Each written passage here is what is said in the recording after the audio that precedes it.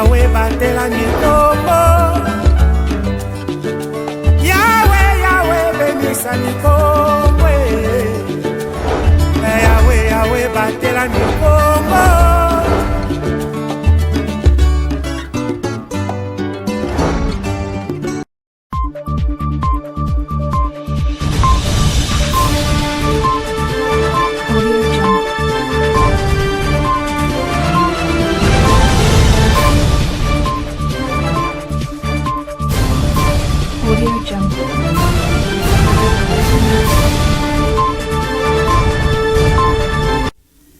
Mesdames, Messieurs, merci de choisir ma bannière télévision pour vous informer. Bienvenue dans ces rendez-vous d'actualité. Depuis l'aube de l'histoire, l'artisanat existe parmi le peuple et constitue une large part de leur humanité.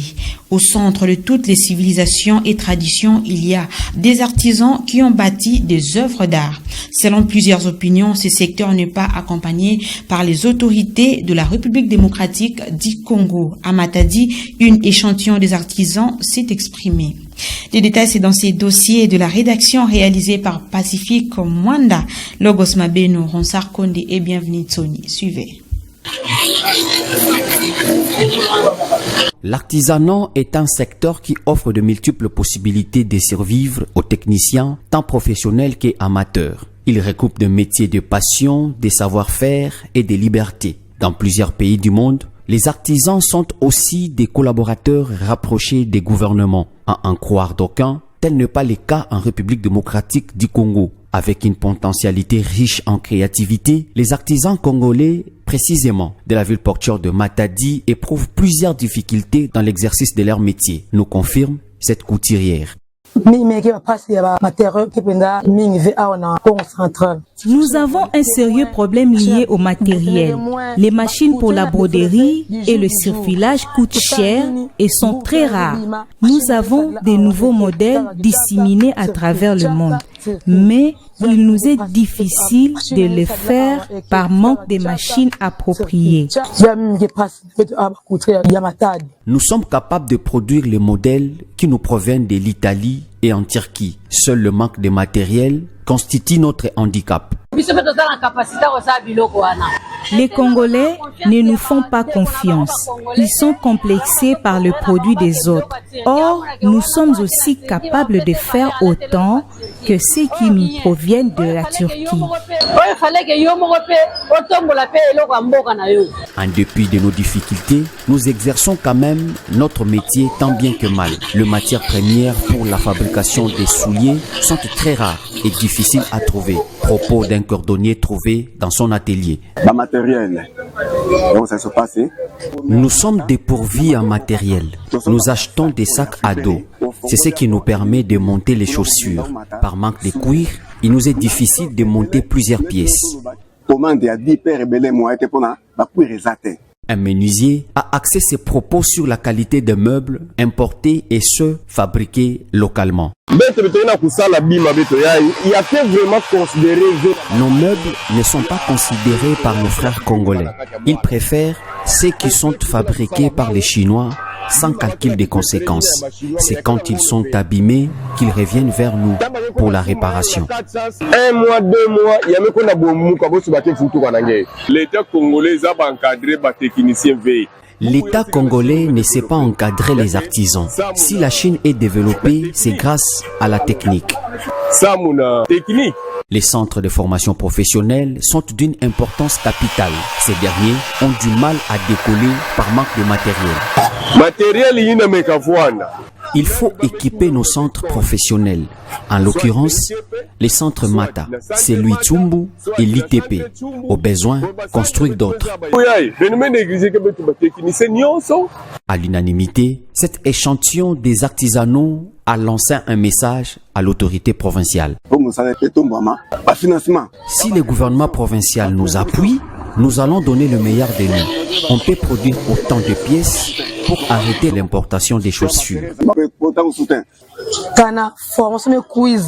Si on nous formait étant que couturières, nous allons faire plus que ceux qui sont en Turquie.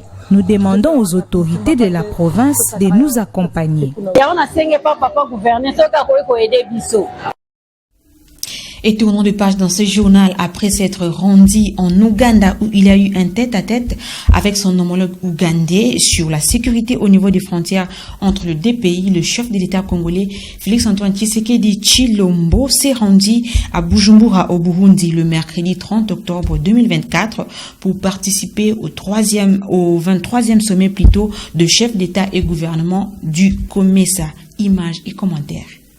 Félix-Antoine Tshisekedi Tshilombo, président de la RDC, a été accueilli mercredi 30 octobre dernier au Burundi, à Bujumbura, pour prendre part au 23e sommet des chefs d'État et de gouvernement du marché commun de l'Afrique orientale et australe, COMESA en sigle, sous les thèmes accélérant l'intégration régionale pour le développement de chaînes de valeur régionales dans les domaines de l'agriculture résiliente au climat, de l'exploitation minière et du tourisme. Ces chefs d'État et des gouvernements régionaux se sont réunis jeudi 31 octobre dernier pour examiner les rapports du Conseil des ministres et du Conseil des opérateurs économiques du COMESA. Prenant la parole, le chef de l'État congolais Félix-Antoine Tshisekedi Tshilombo a fait savoir l'importance de ces assises.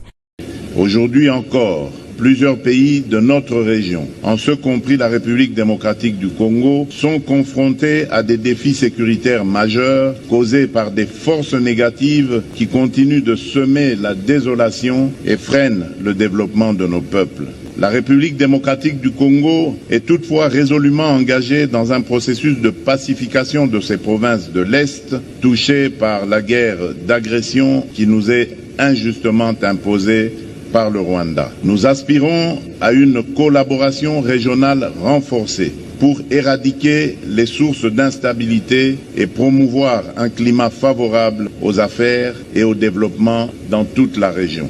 Notons que ce 23e sommet a également marqué la célébration du 30e anniversaire du COMESA, accompagné de la remise des prix médias et petites et moyennes entreprises créatrices, ainsi que la cérémonie de remise-reprise entre le chef de l'État burundais, nouvellement nommé à la tête de cette structure régionale, succédant à Kainde Hichilema de la Zambie. Cette organisation régionale réunit 21 États membres qui prônent la libre circulation des biens et services en Afrique orientale et australe. Retenez également dans ce journal que l'Assemblée nationale a déclaré recevable le projet de loi des finances pour l'exercice 2025 au cours de la plénière du jeudi 31 octobre dernier, consacrée à son examen et adoption. Le budget 2025 est présenté en équilibre tant en recettes qu'en dépenses s'élève à 49 846 000,8 milliards de francs congolais.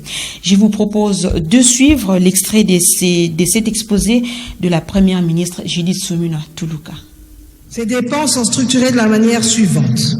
Investissement sur ressources propres, 9 828,4 milliards de francs congolais, représentant 21,7% des dépenses du budget général et devant couvrir, premièrement, les projets du gouvernement central chiffrés à 2 739,4 milliards de francs congolais. Deuxièmement, l'investissement sur cession des actifs miniers issus de la renégociation du contrat sino-congolais à 957,2 milliards de francs congolais. Troisièmement, la contrepartie gouvernementale au financement extérieur d'un import de 104,7 milliards de francs congolais.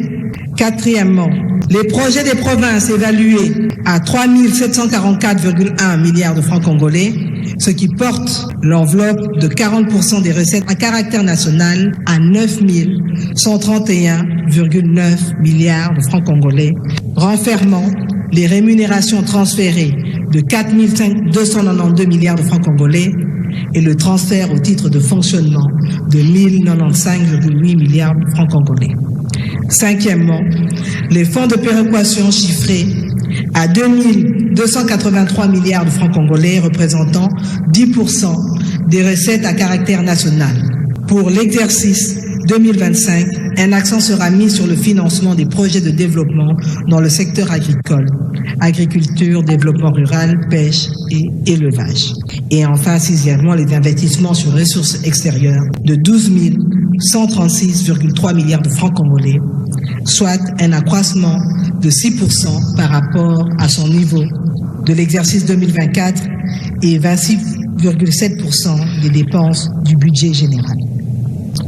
S'agissant des dépenses exceptionnelles, elles se situent à 1447,9 milliards de francs congolais, représentant 3,2% des dépenses du budget général et un taux d'accroissement de 76,6%.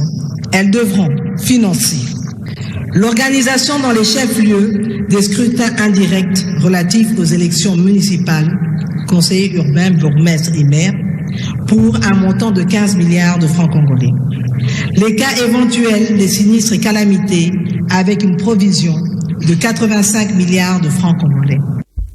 Quittons Kinshasa pour la province de l'Ituri, où plus de 100 otages ont été libérés de main de rebelles ADF dans les territoires d'Irumu par les éléments de forces armées de la République démocratique du Congo. Cette opération est le fruit issu de patrouilles et des bombardements dans les villages de Mont-Oyo. Les détails, c'est dans ces reportages de la cellule de communication du gouvernement militaire de l'Ituri.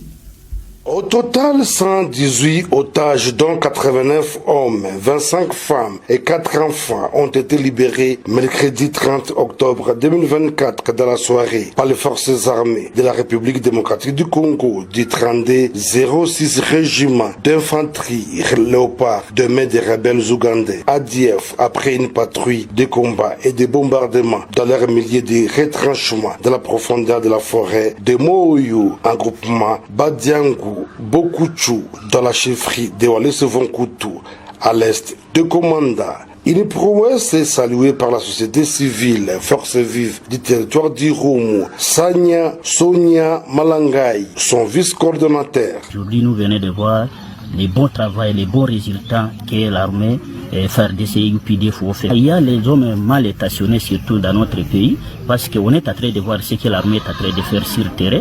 Et les autres sont en train de parler, ils sont très loin, mais nous qui sommes sur le terrain, on est en train de vivre ce que l'armée est en train de faire. Comme la force militarisée FARDC et UPDF est en train d'opérer dans notre entité, l'essentiel à la population d'être très vigilante et de dénoncer tout cas suspect avant le temps à l'armée pour que l'armée prenne des précautions pour traquer l'ennemi. L'administrateur militaire du territoire d'Irumu, le colonel Siro Simba Bungajan, a appelé ses ex-otages à continuer de soutenir les forces de défense et de sécurité qui ont prouvé leur professionnalisme en les libérant.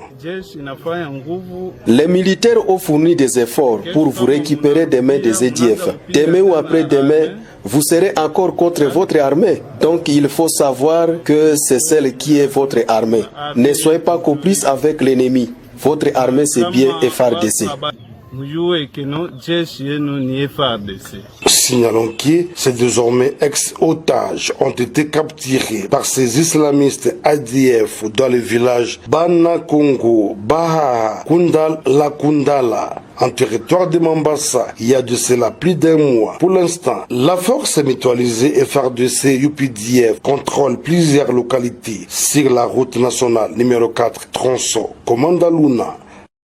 Dans l'actualité internationale, Donald Trump a tenté d'exploiter la gaffe de Joe Biden sur ses électeurs en se mettant en scène dans un camion poubelle. À moins d'une semaine du scrutin du 5 novembre prochain, à l'issue toujours aussi incertain, le président démocrate a compliqué la tâche de sa vice-présidente en qualifiant les partisans de son prédécesseur républicain d'ordure. TV5 Monde.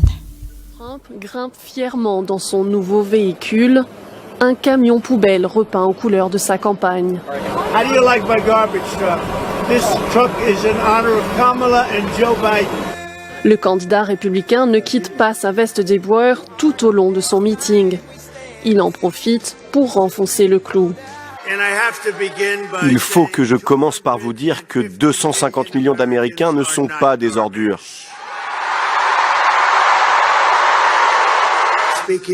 Pendant un appel pour sa campagne hier soir, le corrompu Joe Biden a enfin dit ce que lui et Kamala pensent vraiment de nos supporters. Il les a appelés des ordures. Des propos tenus par Joe Biden lors de cet appel de fond. Le président américain rebondissait sur cette polémique née après une blague douteuse.